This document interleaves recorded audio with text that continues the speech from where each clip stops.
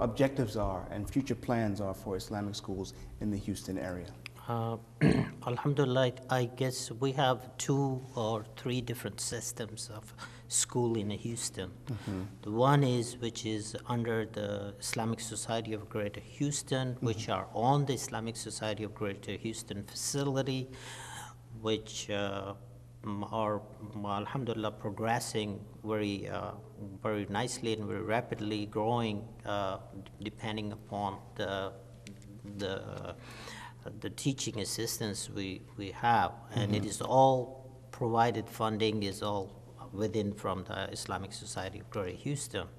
Then there is another Islamic school system, which is Iman Academy, which are not which are independent of the governing body, but they also coordinate with Islamic Society of Greater Houston, and they have, alhamdulillah, buying a new land and growing. Our future vision for this graduating student is hopefully within 10 years, we will have a university system with a campus. And this is an idealistic situation which we are propagating, basically, that all the masajids are not the masajid anymore, but they are campuses with a recreational facility for the children, also for, so each of the masjid, the center, have now the basketball courts, gymnasium, soccer fields, and also along with that we have library, which we're establishing. We're in a yet not there, but we're establishing the library system, which inshallah will grow. And about the Muslim schools and establishing Muslim schools, why is that so important that communities are able to do so? Alhamdulillah, right now, our community is shifting focus on building Islamic schools, sophisticated ones, with the best private school curriculum, plus Quran, Arabic and Islamic study, day in, day out. We need to preserve our identity and produce the future da'is of, for America tomorrow. Right. But we have to start today. But let me ask you, you said preserve our identities. What are the challenges involved in preserving the Muslim identity for the young people here in America? There are tremendous and most complex problems in the public schooling system in America. For some of them, drugs, as you know, sexual activities, and what do you call that, bullying, and so many other problems that at the end does not produce the complete IQ and emotional young man that can produce something for the society tomorrow. We have sacrificed so much, and we suffered so many losses. And we have, for example, in Houston right now, we have more than probably 300,000 Muslims in the city. 300,000? Yes, but yet we only have about 2,000 students in 5 schools. But right now we have, we are determined to build schools that accommodate more students, bring more certified teachers, and produce more excellence in education and also in youth, producing the youth of tomorrow to be the senators, to be the professionals, the doctors, who can propagate Islam the best way with a good understanding of Islam. Right. And somebody mentioned before about clinics. You have clinics established here.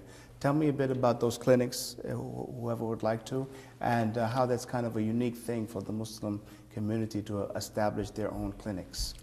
Well, we started the first clinic in the Southwest Zone, which is... Let me just digress a bit. What was the need you saw for these clinics before you established them? Well, the need was that most of the Muslim people that do not have enough income, they are self-employed, they could not afford the insurance, which is, this very high cost. So we decided there are doctors that they volunteer, and we decided that we should open up a clinic, a free clinic, that can provide those services to these people and families. Of course, we started on a weekly basis, like one day a week. We started like 2-3 hours, a small clinic.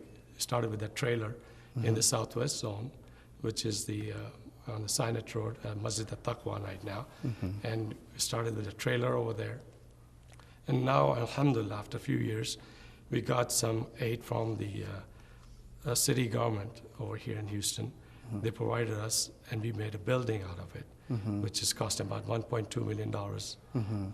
We generated some revenue from the local community, and about $500,000 was donated by the city. And this is open for everybody. It's not just for Muslims. It is open for everybody, religion, race, color, no discriminations. We are doctors that they are volunteering their time. We have medicines that are given free of cost. So everything is free. And alhamdulillah, now we have started a clinic in our northwest zone. We're planning on doing it. We have one in north zone and also one in southeast zone. Those are part of Islamic Society of Greater Houston. The clinic in Sinat, which was part of Islamic Society, it was a subsidiary, which is named Al-Shifa Clinic, but now it has been separated from Islamic Society. It's not part of it, but it is on the premises of Islamic Society. Okay, and I think you mentioned a bit about the youth activities you have here.